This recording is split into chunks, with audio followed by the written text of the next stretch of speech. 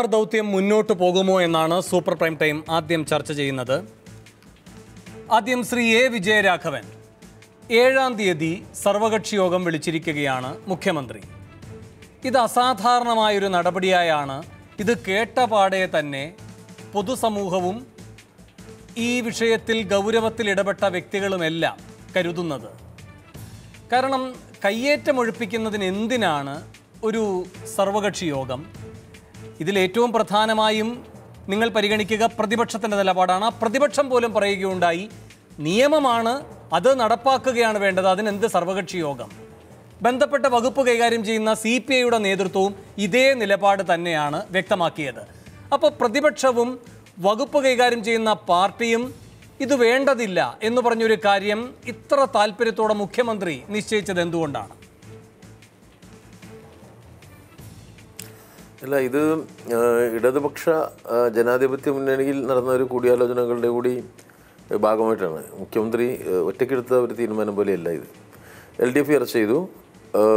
അതിൻ്റെ അടിസ്ഥാനത്തിൽ നമ്മൾ ഈ മൂന്നാർ പ്രശ്നം മുന്നോട്ട് കൊണ്ടുപോകുമ്പോൾ എടുക്കേണ്ട നടപടിക്രമങ്ങളെക്കുറിച്ചുള്ള ആലോചനകൾ നടത്തി. അതിൻ്റെ ഭാഗമായി തീർച്ചയായിട്ടും ഗവൺമെൻറ്റിൻ്റെ തലവനെന്ന നിലയിൽ മുഖ്യമന്ത്രി ഈ വിഷയത്തിൽ ഒരു വിപുലമായ കോൺസെൻസസ് ഉണ്ടാക്കാൻ, സമവായം ഉണ്ടാക്കാൻ വേണ്ടിയുള്ള പ്രവർത്തനം നടത്തണം തീരുമാനിച്ചു. ഇപ്പോൾ ഇവിടെ ഇപ്പോൾ മൂന്നാർ കയ്യേറ്റം ഒഴിപ്പിക്കുക എന്നതുമായി ബന്ധപ്പെട്ട് LDFന് ഒരു പ്രഖ്യാപിത നിലപാടുണ്ട്. അത് സർക്കാർ വരുന്നതിന് മുൻപ് തന്നെ ജനസമക്ഷം വെച്ചു. അതിനുൾപ്പെടെ കിട്ടിയ അംഗീകാരമാണ് ഈ ഭരണമെന്നും നിങ്ങൾ തന്നെ ആവർത്തിച്ചിട്ടുണ്ട്. ആ സ്ഥിതിക്ക് നിങ്ങൾക്കകത്ത് ഇനിയൊരു ഏകാഭിപ്രായത്തിൻ്റെ ആവശ്യമില്ല.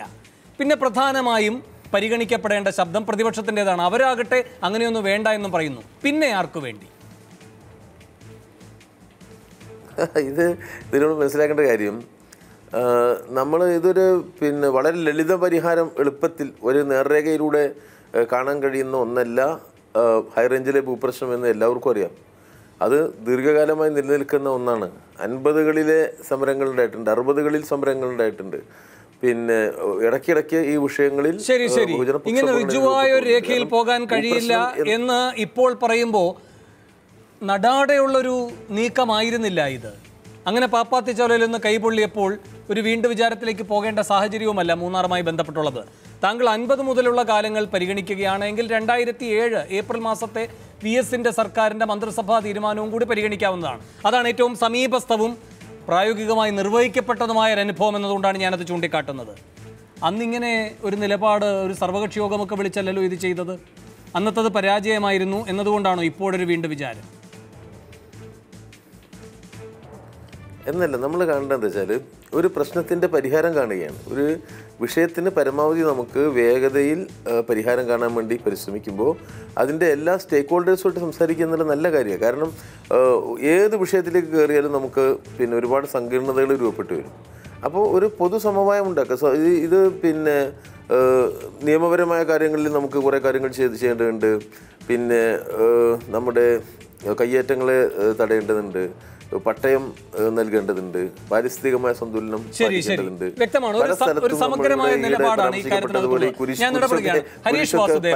എന്തായാലും ഈ യോഗത്തിൽ മാധ്യമപ്രവർത്തകർക്കടക്കം ക്ഷണമുണ്ടെങ്കിലും കയ്യേറ്റക്കാരെ ആരെയും ക്ഷണിച്ചിട്ടില്ല. വൻകിട കയ്യേറ്റക്കാരുടെ ഒരു ലിസ്റ്റ് തയ്യാറാക്കാൻ റവന്യൂ മന്ത്രിയോട് മുഖ്യമന്ത്രി ആവശ്യപ്പെടുകയും ചെയ്തിട്ടുണ്ട്. അതുൾപ്പെടെ വെച്ചായിരിക്കും 7-ാം തീയതിയിലെ യോഗവും തുടർ നടപടികളും ഉണ്ടാവുക. കയ്യേറ്റക്കാരെ ക്ഷണിച്ചിട്ടില്ല എന്ന ഒറ്റ കാരണം കൊണ്ട് ഈ സർവകക്ഷി യോഗത്തിൻ്റെ സതുദ്ദേശത്തെ താങ്കൾ അംഗീകരിക്കുമോ, അതോ സംശയങ്ങൾ താങ്കൾക്കുണ്ടോ? ഇതിൽ സംശയം എനിക്കില്ല. കാരണം ഇങ്ങനെ ഒരു നടപടിക്രമം നിയമത്തിലോ ജനാധിപത്യത്തിലോ കേരളം ഇതുവരെ കേട്ടിട്ടില്ല, കണ്ടിട്ടില്ല. ഇതൊരു പുതിയ കീഴ്വഴക്കമാണ്. വേണു സൂചിപ്പിച്ചതുപോലെ ഇടതുപക്ഷ ജനാധിപത്യ മുന്നണിയുടെ തെരഞ്ഞെടുപ്പ് മാനിഫെസ്റ്റോയിൽ ഇടുക്കിയിലെ കയ്യേറ്റങ്ങൾ ഒഴിപ്പിച്ച് ഭൂമി വീണ്ടെടുക്കും എന്നുള്ളതായിരുന്നു. അതിനെതിര് CPI പറഞ്ഞിട്ടില്ല, മുന്നണിയിലെ ഒറ്റ രാഷ്ട്രീയ പാർട്ടിയും പറഞ്ഞിട്ടില്ല, പ്രതിപക്ഷവും പറഞ്ഞിട്ടില്ല, കേരളത്തിൽ ആരും പറഞ്ഞിട്ടില്ല. ഒഴിപ്പിക്കേണ്ടതുണ്ട്. എന്നാൽ മുഖ്യമന്ത്രിയുടെ തിരുവനന്തപുരത്തെ യോഗത്തിന് ശേഷം നാളിതുവരെ പിന്നീട് മൂന്നാർ ഓപ്പറേഷൻ നടന്നിട്ടില്ല എന്നുള്ളത് വസ്തുതയാണ്. സ്വാഭാവികമായിട്ടും കയ്യേറ്റക്കാരെ വിളിച്ചിട്ടില്ല എന്ന വേണുവിൻ്റെ വാദം അംഗീകരിക്കുക നിവൃത്തിയില്ല. കാരണം തൊട്ട് പിറ്റേ ദിവസമാണ് ശ്രീ മണി അവിടെ പ്രസംഗിച്ചത് ഇടുക്കിയിലെ എല്ലാ മലകളിലും ഇരിക്കുന്ന ഒട്ടുമിക്ക മതസ്ഥാപനങ്ങളും കയ്യേറ്റം ആണ്, അത് പട്ടയമില്ലാത്ത ഭൂമിയിലാണ് എന്ന്. അതുകൊണ്ടാണ് അദ്ദേഹം സബ് കളക്ടറെ കോന്തൻ എന്ന് വിളിച്ചത്. ഇത് പറയുന്നത് നമ്മളാരുമല്ല, ഇടുക്കിയുടെ ദീർഘകാലം രാഷ്ട്രീയ പ്രവർത്തനം നടത്തിയിട്ടുള്ള ശ്രീ മണിയെപ്പോലെ ഒരാളത് പറയുമ്പോൾ തീർച്ചയായിട്ടും മതസ്ഥാപനങ്ങളുമായി ചർച്ച ചെയ്ത് സമവായത്തിലെത്തിയ ശേഷം മാത്രമേ കയ്യേറ്റമൊഴിപ്പിക്കൽ ആരംഭിക്കൂ എന്ന മുഖ്യമന്ത്രിയുടെ വാചകം എന്നെ സംബന്ധിച്ചിടത്തോളം വളരെ ഗൗരവമുള്ളതാണ്. കേരള ലാൻഡ് കൺസർവൻസി ആക്ട് എന്ന നിയമം കൊണ്ടുവന്നത് EMS സർക്കാരാണ്. ഹരീഷ്, ഒരു സെക്കൻഡ് ഹരീഷ്. ഈ നിലയ്ക്കൽ സമരം ഒരു ഘട്ടത്തിൽ പ്രതിഷേധമൊക്കെ ഉയർന്നു വന്നു. ആ ഘട്ടത്തിലും അന്നത്തെ കരുണാകരൻ സർക്കാർ അവിടെ ഈ കുരിശ് വെച്ച സഭയ്ക്ക് 3 ഏക്കറോ മറ്റോ സ്ഥലം എഴുതി കൊടുക്കുകയാണ് ചെയ്തത്, ഉത്തരവിടുകയാണ് ചെയ്തത്. പിന്നെ അത് പരിശോധിക്കേണ്ടി വന്നു. അത്തരമൊരു സമീപനം ഈ സർക്കാർ കൈക്കൊണ്ടിട്ടില്ല. ഈ സർക്കാർ ഇതിനെതിരെ ഏതെങ്കിലും തരത്തിലുള്ള നിയമപരമായ നടപടിയിലേക്ക് മുതിർന്നിട്ടില്ല, ഏതെങ്കിലും ഒരു വിഭാഗത്തെ പ്രീതിപ്പെടുത്തുന്ന വിധം. പക്ഷേ ഇത് നേരെ പോകണം, അതിന് ഒരു സാഹസവും പാടില്ല. ഒരു സാഹസം വന്നാൽ മതി ഇത് തരിപ്പണമാകാൻ. അതിനുള്ള ജാഗ്രത എന്ന നിലയിലുള്ള ഒരു ആനുകൂല്യം കൊടുക്കുന്നുണ്ടോ? ഇതിൽ എനിക്ക് മനസ്സിലാവാത്ത ഒരു കാര്യം, 1/1/1977 വരെ ഭൂമി കുടിയേറിയ ആളുകൾക്ക് ഭൂമി കൊടുക്കാൻ ഈ സർക്കാർ തീരുമാനിക്കുകയും സുപ്രീം കോടതി അംഗീകരിക്കുകയും ചെയ്തിട്ടുള്ളതാണ്. അവരുടെ ലിസ്റ്റ് സുപ്രീം കോടതി മുമ്പാകെ സമർപ്പിച്ചിട്ടുണ്ട്. അതിനുശേഷമുള്ള മുഴുവൻ ആളുകളെയും ഒഴിപ്പിക്കണം എന്ന് വൺ എർത്ത് വൺ ലൈഫിൻ്റെ കേസിൽ ബഹുമാനപ്പെട്ട ഹൈക്കോടതി പറയുകയും അതിന് 1 വർഷം സമയം കൊടുക്കുകയും ചെയ്തു. ആ സമയപരിമിതി അവസാനിച്ചു. ഇതിൽ സംശയമില്ലല്ലോ ആരെയാണ് ഒഴിപ്പിക്കേണ്ടത്, ആർക്കാണ് ഭൂമി കൊടുക്കേണ്ടത് എന്ന കാര്യത്തിൽ സംസ്ഥാന സർക്കാരുകൾക്ക്, മുന്നണികൾക്ക്, പാർട്ടികൾക്ക് അഭിപ്രായ വ്യത്യാസമില്ലല്ലോ. എവിടെയാണ് അഭിപ്രായ വ്യത്യാസം? എന്താണ് ചർച്ച ചെയ്യാൻ പോകുന്നത്? പട്ടയം ആർക്ക് കൊടുക്കണം എന്ന കാര്യത്തിൽ ചർച്ചയില്ല.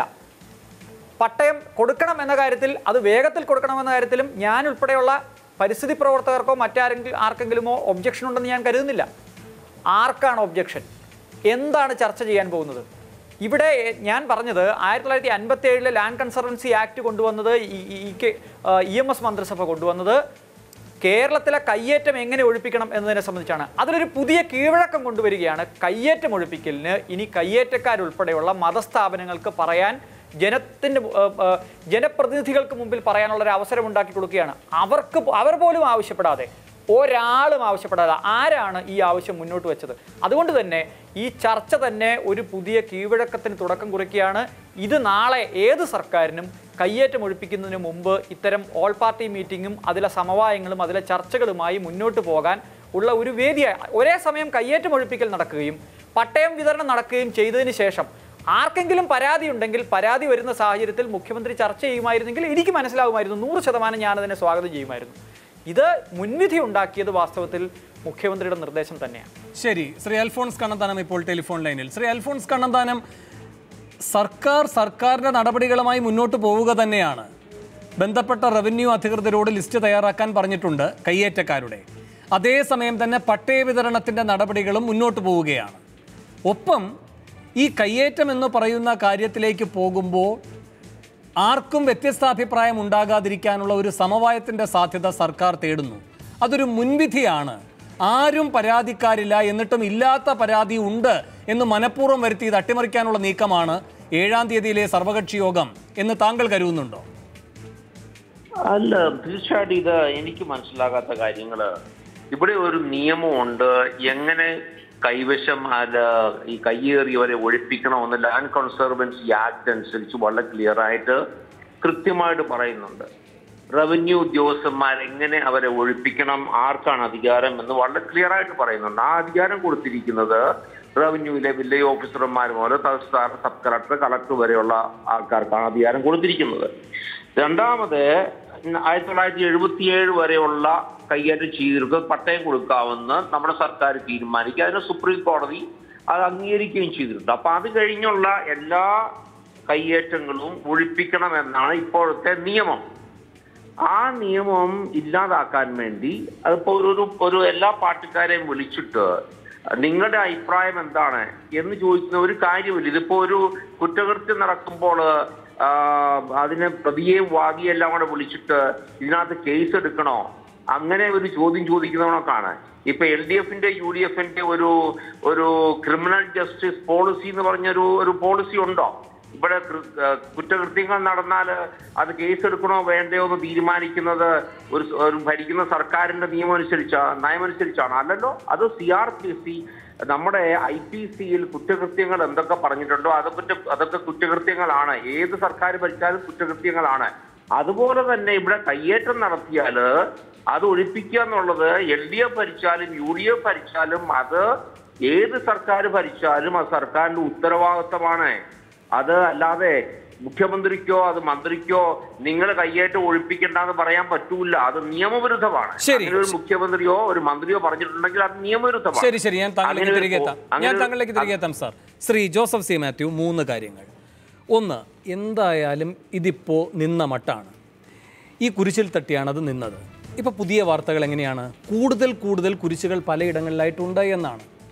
അപ്പോൾ അതൊക്കെ കയ്യേറ്റമാണ് എന്ന് വ്യക്തവുമാണ്. അവിടേക്ക് ഈ ദൗത്യം മുന്നോട്ട് പോവുക പ്രയാസകരമായിരിക്കും, ഈ പറയുന്ന സർവകക്ഷി യോഗത്തിൽ ഒരു ധാരണ ഉണ്ടാക്കാതെ. കാരണം ഏതെങ്കിലും ഒരു കയ്യേറ്റത്തെ ന്യായീകരിക്കുന്ന ഒരു നിലപാടും എന്തായാലും ആ യോഗത്തിൽ ആർക്കും എടുക്കാൻ കഴിയില്ല.